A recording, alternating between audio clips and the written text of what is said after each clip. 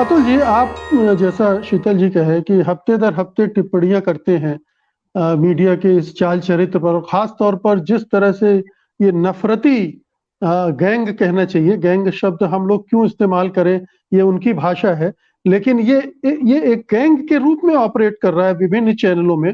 हम देख रहे हैं गिरोहबंदी जैसी है, और बिल्कुल उनको कोई फर्क नहीं पड़ता है कि इससे समाज किस तरह से बट रहा है, किस तरह से दुर्भावना पैदा हो रही है, किस तरह से हिंसा का माहौल बन रहा है।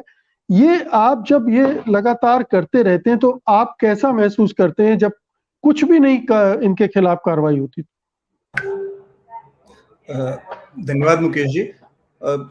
ये असल में एक बहुत थकाने वाला और इस तरह की एक प्रक्रिया है कि आप हफ्ते दर हफ्ते एक ही तरह की चीज़ों को रिव्यू करना, उस पर कमेंट्री करना, कई बार ये बहुत मोनोटोनस लगता है।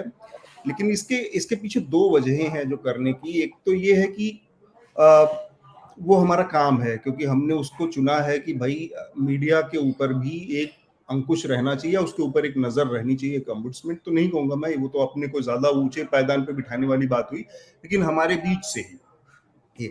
और जो मीडिया के रेगुलेशन का पूरा कॉन्सेप्ट था, वो यही कॉन्सेप्ट था कि हम अपने को सेल्फ रेगुलेट करेंगे। सेल्फ रेगुलेट का जो पूरा कॉन्सेप्ट था, फेल हो गया। वो चाहे एनबीएसए की बात आप करें, चाहे प्रेस काउंसिल ऑफ इंडिया की बात करें, कहीं पर भी वो सेल्फ रेगुलेशन काम नहीं कर रहा है। तो ये दिक्कत है। लेकिन मैं इसमें एक चीज ये जोड़ना चाह रहा हूं कि हम बार बार करते हैं, मैं भी करता हूं, लेकिन उसका जो दूसरा पहलू है उस पर बहुत कम बात हो रही है, या उस पर ज्यादा बात होनी चाहिए। असल में मीडिया एक एक पूरे इकोसिस्टम का, खासकर टेलीविजन मीडिया, विजुअल जो मीडिया है, वो पत्रकारिता का, वो इस पूरे इकोसिस्टम का एक बहुत इंट्रिंसिक एक वो पार्ट बन गया है जो सरकार के लिए, सत्ता पक्ष के लिए बहुत ही मुफीद एक मंच बनाता है उसके पक्ष में माहौल बनाने के लिए। और ये केवल ये कहना कि इसमें मालिक का हाथ है मीडिया के, या इसमें कुछ एंकरों का हाथ है, ये सारी बातें थोड़े थोड़े हिस्सों में सही हैं।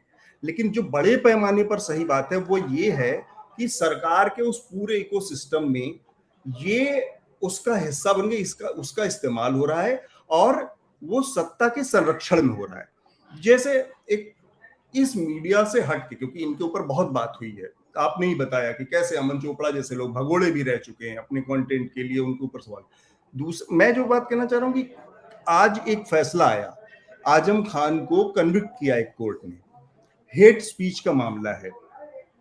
अब वो हेट स्पीच क्या है? वो हेट स्पीच ये है कि उन्होंने कहा कि ब्यूरोक्रेट्स कुछ हैं, उन ब्यूरोक्रेट्स से हम निपटना जानते हैं, उनको अपने औकात में रखने की वो हमको तरीके हमको पता है, एक बार हमको सरकार में आने दो, ये जो आईएएस पीसीएस हैं इनसे कैसे काम लेना है हम लोग को पता है। ये हेट स्पीच के दायरे में आता है, और ये आजम खान को कन्विक्ट करने के लिए ये एक पर्याप्त ग्राउंड बनाया कोर्ट ने। हमारे सामने एक ऐसे तमाम उदाहरण है, जिसमें एक उदाहरण ये है कि कैलाश विजयवर्गीय बहुत बड़े नेता है मध्य प्रदेश के, भारतीय जनता पार्टी के, उनका बेटा एक सरकारी अधिकारी को बैट से पीटता हुआ नजर आया। क्या हुआ उस केस में, क्या नहीं हुआ उस केस में, भूल गया सारा मीडिया। तो उस पर एक तरह का बाकी लोगों के साथ दूसरे, तो ये जो संस्थागत भेदभाव है, संस्थान जो सरकार के जो सरकार के किसी लोकतंत्र में नकेल कसने के जो तरीके थे, उसको जिस तरह से अपने सत्ता के हथियार में बदल दिया गया, वो चाहे कोई भी संस्था इंस्टीट्यूशन हो, उनकी बर्बादी एक बड़ी चिंता का विषय है। मीडिया उसका एक छोटा सा हिस्सा है, वो बहुत महत्वपूर्ण हिस्सा है, लेकिन ये जो सरकार का पूरा हिस्सा पूरे उस तंत्र में, इकोसिस्टम में उसका इस्तेमाल हो रहा है, उस पर बात नहीं, क्योंकि ये सत्ता के संरक्षण में अगर अमन चोपड़ा जैसे लोगों की कोई अहमियत नहीं है, ना कोई हैसियत है कि वो इस तरह की चीजें करने की, इनकी औकात भी है, हैसियत भी हो और हिम्मत भी हो, जब तक कि सत्ता से वो बल नहीं मिल रहा है, पीछे से वो ताकत जो मिल रही है कि तुम कुछ भी करोगे, हम तुम्हें बचाने के लिए यहाँ बैठे हैं, तुम करते रहो, ये एक बड़ी चिंता। और ये संस्थागत जो डिग्रेडेशन है, वो हर जगह गिरावट है, वो हमारी जुडिशरी में भी दिखता है, वो हमारी इलेक्शन कमीशन में भी दिखेगा, वो हमारे हर तरह के जो भी लोग इस लोकतंत्र को चेक एंड बैलेंस करने वाले संस्थान है, उन सब में दिखता है। उसका ही एक्सटेंशन ये मीडिया में है, वो अलग रूप में है, यहाँ पर इसका चेहरा, इसके एंकर है, वहां पर कोई और है। तो उस पूरे इकोसिस्टम को समझना पड़ेगा और अल्टीमेट सवाल उस सरकार से जिसने इसको वेपनाइज कर दिया है। इन सारे संस्थानों की जो हैसियत है, इनकी जो भूमिका है चेक बैलेंस करने की, उसको पूरी तरह से कॉम्प्रोमाइज कर दिया है।